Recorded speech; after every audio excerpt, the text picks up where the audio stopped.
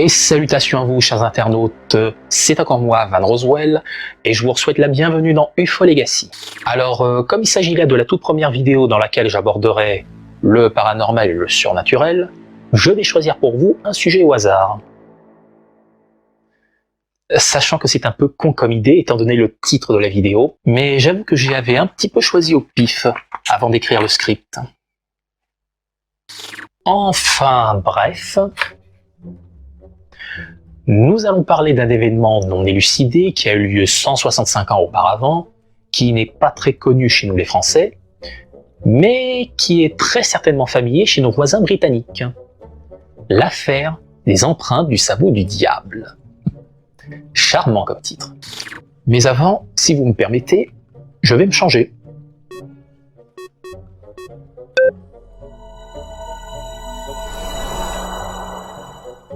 Oui, je m'étais dit que ce serait pas si mal de faire cette vidéo avec un look anglais.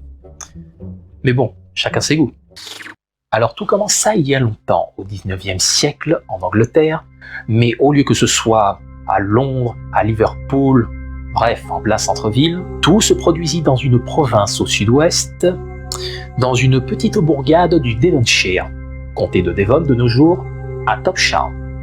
En 1855, le 7 mars, un hiver très rude et impitoyable va recouvrir une grande partie de la région par d'intenses chutes de neige. Pareil dans toute l'Europe. Dans un petit village au style moyenâgeux, avec ses champs, ses fermes et maisons faço-hollandaises. D'après les villageois, les tout premiers flocons de neige seraient apparus vers les 20 heures. L'intempérie aurait duré au-delà de minuit. Après la tempête s'en va le calme, sous d'énormes couches d'âme blanc comme la neige. C'est poétique. Calme? Vraiment? Ça n'aurait été que de courte durée, car les habitants étaient loin de se douter de ce qu'ils allaient voir au petit matin du 8 mars. Une trouvaille à se glacer le sang, qui restera longtemps gravée dans leur mémoire collective. Les premiers éveillés qui sortirent de chez eux allaient être stupéfaits de ce qu'ils allaient découvrir. Mais qu'était-ce donc? Des empreintes, toutes fraîches, imprimées dans la neige, dont la forme biscornue faisait vaguement penser à des sabots d'ongulés. Le premier, mais vraiment le tout premier, à avoir opéré ces empreintes s'était en fait aventuré dehors vers les 6 heures du matin. Toutefois, après mûre réflexion là-dessus, il retourna à ses occupations quotidiennes, sans plus y repenser. Mais ce n'est que plus tard que le village de Topsham fut agité. Les habitants avaient commencé à parcourir les alentours, et bien d'autres se joignirent à eux au final. Ils s'apercevaient que les traces étaient absolument partout, dans chaque recoin. Seulement, ils n'étaient pas du tout au bout de leur peine. Pourquoi? Parce que les observations qui ont été faites mena à diverses théories, jusqu'à atteindre la plus inimaginable. Les traces en elles-mêmes avaient l'air comme fourchues, semblables à celui d'un mammifère à sabots, mais restaient quand même ongulées, sans oublier qu'elles mesuraient 10 cm de long et 7 cm de large. Ce qui les frappa instantanément sur ces empreintes, c'était leur alignement sur une seule file, à intervalles réguliers, comme si une quelconque créature n'avait posé qu'une seule patte, se déplaçant en bondissant d'un pied devant l'autre, ou alors la créature en question était bipède.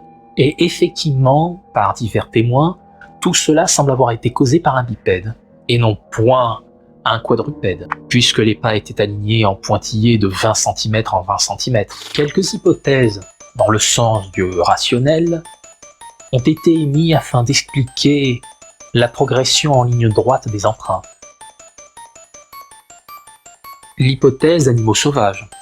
Et lequel? Un vulgaire reptile? Un blaireau? Une grue? Une grenouille? Un rat?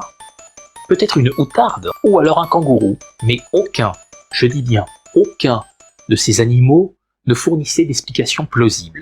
Car en effet, l'un des naturalistes réputés du nom de Lord Richard Owen, l'un des plus grands pionniers dans la recherche sur les dinosaures, avait émis les animaux que je viens de citer à l'instant.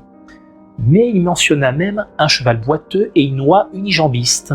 Il était certain que ces empreintes ne pouvaient pas être l'œuvre d'un seul animal. Et quand bien même, aucun n'aurait été capable de se déplacer aussi vite.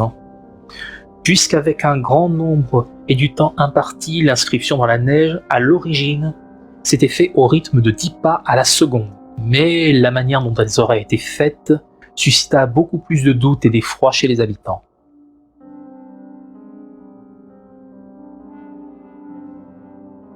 Les villageois, notamment des témoins oculaires, n'ont remarqué aucun résidu de neige, aucun signe de compression, comme si elles avaient été fondues ou si elles avaient été enlevées. Et ce n'est pas tout, car outre leurs aspects effrayantes, elles se sont étendues plus loin, beaucoup plus loin dans cette province. Les traces couvraient plus de 150 km. Bien entendu, comme dans tout film fantastique et d'horreur qui se respecte, aux armes, villageois, prenez fourches, armez vos fusils de chasse, lâchez les chiens et chassons la bête qui terrorise nos contrées. Et oui, mesdames et messieurs, des groupes ont été formés afin de sillonner la campagne en tous sens, allant des fermes au village de Bincoid, Pordersham, Dawlish, Totnes et quelques autres encore. D'ailleurs, voici un plan du trajet. Sacré itinéraire, hein, isn't it? Les villageois, dans leur désir d'avoir le fin mot de l'histoire, avaient découvert des faits incompréhensibles. Les empreintes.